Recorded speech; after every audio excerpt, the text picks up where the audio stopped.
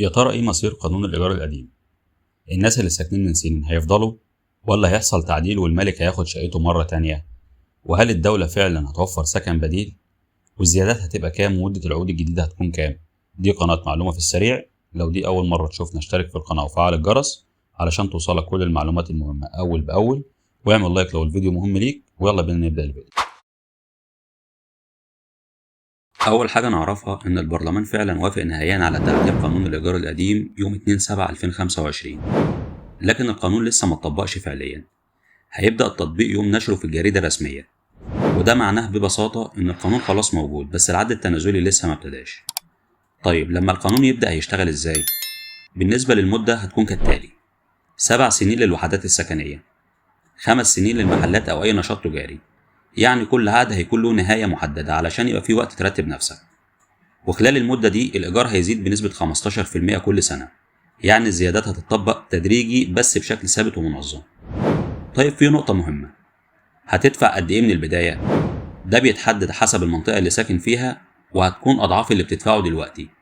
وده هيودينا للتقسيم، وهيكون كالتالي: هتتقسم ل3 مناطق: راقية ومتوسطة وشعبية. الراقية 20 ضعف بحد أدنى 1000 جنيه، والمتوسطة 10 أضعاف بحد أدنى 400 جنيه، والشعبية أو الاقتصادية بحد أدنى 250 جنيه. طيب والتجاري؟ التجاري هيبقى 5 أضعاف. وده يخلينا نسأل نفسنا سؤال: مين اللي هيقول إن دي منطقة راقية ولا متوسطة ولا شعبية؟ هقولك، بس كمل معايا لآخر الفيديو وما تنساش تعمل لايك واشتراك في القناة. اللي هيحدد ده هي لجان محلية في كل محافظة.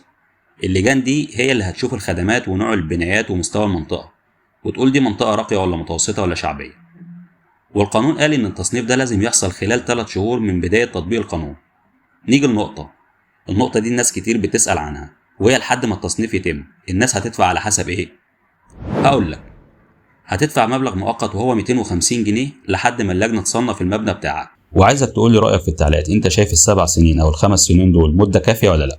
نيجي بقى لنقطة مهمة جدا، وهي ايه؟ هل في ناس هيطبق عليها اخلاء فوري من اول ما القانون يتنشر؟ طبعا في، ودول هيكونوا حالتين. اول حالة لو الشقة مقفولة اكتر من سنة ومفيش حد عايش فيها فعليا، وتاني حالة لو الشخص عنده شقة تانية فاضية ومش محتاج القديمة. واهم حاجة بقى اللي الناس مستنية تعرفها: السكن البديل. هل اللي يسيب شقته بعد انتهاء المدة يقدر يقدم على سكن بديل؟ ايوه طبعا يقدر، والدولة وفرت 3 اختيارات.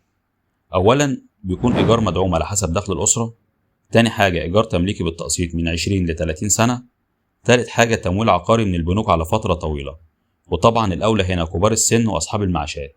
لكن في شرط مهم: علشان تاخد وحدة جديدة لازم تقدم اخلاء فعلي من الشقة القديمة وقت الاستلام، يعني باختصار كده سلم واستلم.